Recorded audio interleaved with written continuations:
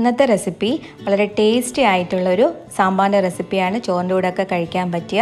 അപ്പോൾ ഇതിനകത്ത് സാമ്പാർ പൊടിയൊന്നും ചേർക്കുന്നില്ല, തേങ്ങ വറുത്തരച്ച് ചേർക്കുന്ന സാമ്പാറാണ്. പ്രത്യേകിച്ച് നമ്മുടെ ഇപ്പോഴത്തെ ഒരു ലോക്ക്ഡൗൺ സമയത്ത് നമ്മളുടെ വീട്ടിൽ കാണുന്ന വെജിറ്റബിൾസ് വെച്ച് നമുക്ക് വേഗം തയ്യാറാക്കി എടുക്കാവുന്നതാണ്. ഇനി നമുക്കതെങ്ങനെ തയ്യാറാക്കാൻ നോക്കാം.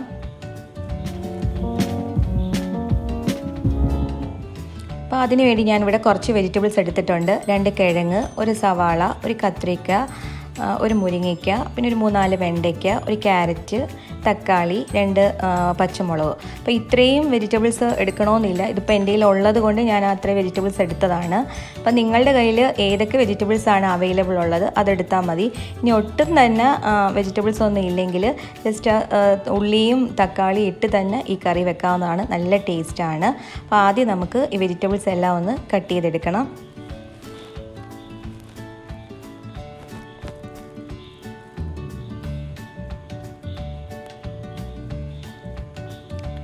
അപ്പോൾ ഞാൻ വെജിറ്റബിൾസ് എല്ലാം കട്ട് ചെയ്തെടുത്തിട്ടുണ്ട്. പിന്നെ ഇതിലേക്ക് ഒരു 1/4 കപ്പ് തുവരപ്പരിപ്പും 1/4 കപ്പ് മസൂർ ദാൽ ചുവന്ന പരിപ്പും എടുത്തിട്ടുണ്ട്. അപ്പോൾ പരിപ്പും ഇതിപ്പോൾ രണ്ടും എൻ്റെ കയ്യിൽ ഉള്ളത് കൊണ്ട് എടുത്തതാണ്. അപ്പോൾ നിങ്ങൾക്ക് വേണമെങ്കിൽ ഇതിലേതെങ്കിലും ഒരെണ്ണം എടുത്താലും മതി. പിന്നെ 1 കപ്പ് തേങ്ങ എടുത്തിട്ടുണ്ട്. പിന്നെ 8 വറ്റൽമുളക്, പിന്നെ 2 തക്കാളി എടുത്തിട്ടുണ്ട്, 2 വെണ്ടയ്ക്ക എടുത്തിട്ടുണ്ട്. അപ്പോൾ ഈ വെണ്ടയ്ക്കയും തക്കാളിയും നമ്മൾ പിന്നെയാണ് കുക്ക് ചെയ്തെടുക്കുന്നത്. ഫസ്റ്റ് കുക്കറിനകത്ത് ഈ പരിപ്പും ഈ വെജിറ്റബിൾസും എല്ലാം കൂടെ ഒന്ന് കുക്ക് ചെയ്തെടുക്കാം.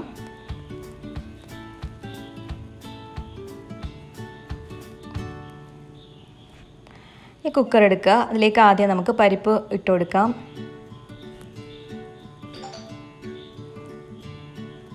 പിന്നെ വെജിറ്റബിൾസ് എല്ലാം ഇട്ട് കൊടുക്കാം.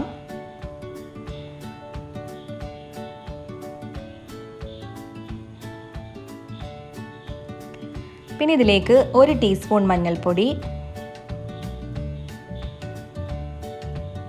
പിന്നെ ആവശ്യത്തിന് ഉപ്പ്, എല്ലാം കൂടെ നന്നായിട്ടൊന്ന് മിക്സ് ചെയ്തതിന് ശേഷം പിന്നെ ആവശ്യത്തിന് വെള്ളം കൂടെ ചേർത്ത് കൊടുക്കാം.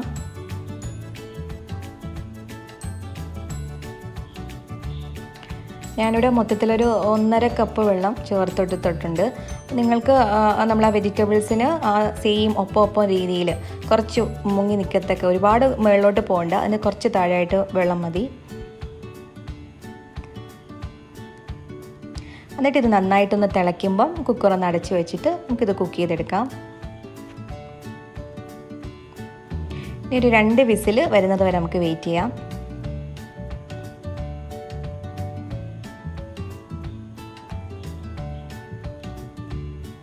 അപ്പോൾ വിസിലൊക്കെ വന്നിട്ടുണ്ട്. ഇനി നമുക്കിതിൻ്റെ ഫ്ലെയിം ഓഫ് ആക്കാം.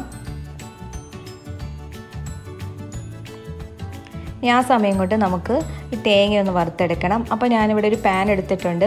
അതിലേക്ക് 1 ടേബിൾ സ്പൂൺ വെളിച്ചെണ്ണ ഒഴിച്ചതിന് ശേഷമാണ് ഈ തേങ്ങ ഇട്ട് കൊടുക്കുന്നത്. തേങ്ങയും നമ്മൾ എടുത്ത് വെച്ചിരിക്കുന്ന 8 വറ്റൽമുളകാണ് ഇവിടെ എടുത്തേക്കുന്നത്. അതും കൂടി ഇട്ട് നന്നായിട്ടൊന്ന് വറുത്തെടുക്കുക. ഇത് ഒരുപാട് അങ്ങ് ഡാർക്ക് ആവേണ്ട ആവശ്യമില്ല, കുറച്ച് ബ്രൗൺ ആയാൽ മാത്രം മതി. പിന്നെ ഇതിലേക്ക് കുറച്ച് കറിവേപ്പില ചേർത്ത് കൊടുക്കാം.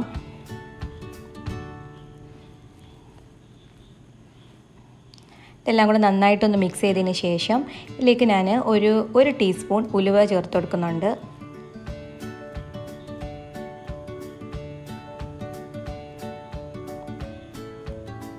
വീണ്ടും ഇത് നന്നായിട്ടൊന്ന് മിക്സ് ചെയ്തെടുക്കാം. പിന്നെ ഇതിലേക്ക് നമുക്ക് വേണ്ടത് മല്ലിയാണ്. ഇവിടെ മല്ലിപ്പൊടിയാണ് ഞാനിവിടെ എടുക്കുന്നത്. നിങ്ങൾ എടുക്കുന്നത് മല്ലിയാണെന്നുണ്ടെങ്കിൽ ഈ ടൈമിൽ ഇട്ട് കൊടുക്കാവുന്നതാണ്. ഇനി മല്ലിപ്പൊടി ആണെങ്കിൽ തേങ്ങ കുറച്ചൊന്ന് ബ്രൗൺ ആയി കഴിയുമ്പോഴത്തേക്ക് പൊടി ഇട്ട് കൊടുത്താൽ മതി. ഇതിപ്പോൾ ഇങ്ങനെ ചെയ്യുമ്പോൾ നന്നായിട്ട് ഒരു ഫ്ലെയിം നന്നായിട്ട് കുറച്ച് വെച്ചിട്ട് വേണം ഈ തേങ്ങ വറുത്തെടുക്കാൻ, കരിയരുത്. അപ്പോൾ അത് കളർ ചേഞ്ച് ആയി ഇങ്ങനെ വന്നിട്ടുണ്ട്. ഇനി ഇതിലേക്ക് നമുക്ക് മല്ലിപ്പൊടി ചേർത്ത് കൊടുക്കാം. 2 ടീസ്പൂൺ മല്ലിപ്പൊടിയാണ് ചേർത്ത് കൊടുക്കുന്നത്.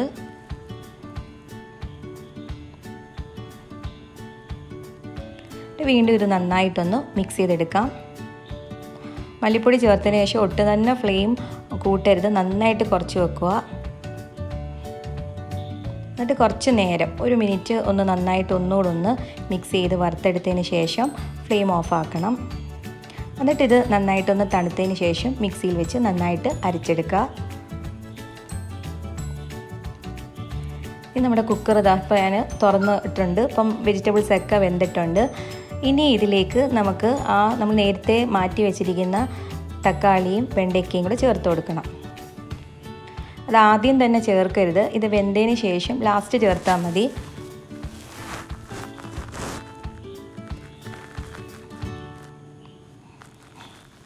എന്നിട്ടൊന്ന് മിക്സ് ചെയ്ത് കൊടുക്കാം.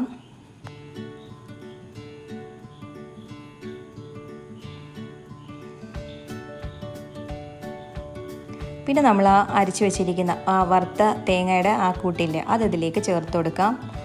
പിന്നെ അതിലേക്ക് നമ്മൾ അത് കഴുകി കുറച്ച് വെള്ളവും കൂടെ ചേർത്ത് കൊടുക്കാം. എന്നിട്ട് എല്ലാം കൂടെ നന്നായിട്ടൊന്ന് മിക്സ് ചെയ്ത് കൊടുക്കണം. ഉപ്പ് നോക്കിയിട്ട് ആവശ്യത്തിന് ഉപ്പ് ചേർത്ത് കൊടുക്കണം.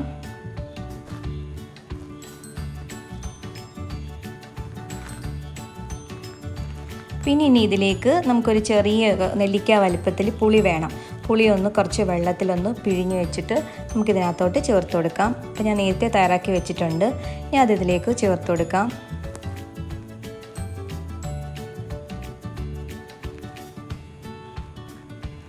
എല്ലാം കൂടെ നന്നായിട്ടൊന്ന് മിക്സ് ചെയ്തിട്ട് നന്നായിട്ടൊന്ന് തിളക്കട്ടെ.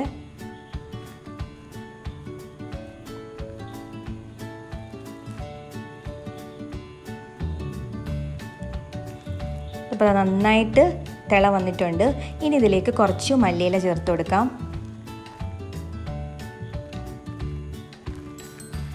എന്നിട്ട് ഇതിൻ്റെ ഫ്ലെയിം ഓഫ് ആക്കാം. ഇനി നമുക്കിതിലേക്ക് കുറച്ച് എണ്ണയൊക്കെ ഒഴിച്ച് കടുവൊക്കെ ഒന്ന് താളിച്ച് ചേർത്ത് കൊടുക്കണം. അപ്പോൾ അതിലേക്ക് ഞാനിപ്പം ഒരു 3 ടേബിൾ സ്പൂൺ വെളിച്ചെണ്ണ എടുത്തിട്ടുണ്ട്. വെളിച്ചെണ്ണ ചൂടാകുമ്പോൾ നമുക്ക് 1 ടീസ്പൂൺ കടുക് ഇട്ട് കൊടുക്കാം. പിന്നെ 1 ടീസ്പൂൺ ജീരകം ഇട്ട് കൊടുക്കണം. കുറച്ച് വറ്റൽമുളക്,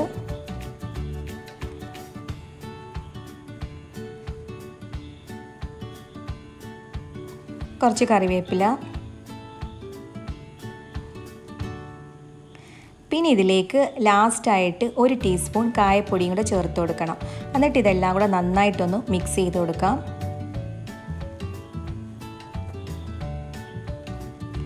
അപ്പോൾ അത് നല്ല കായൊക്കെ ഇടുമ്പോൾ നല്ലൊരു സ്മെല്ല് വരുന്നുണ്ട്. ഇനി നമുക്കിത് സാമ്പാറിലോട്ട് ഒഴിച്ചു കൊടുക്കാം.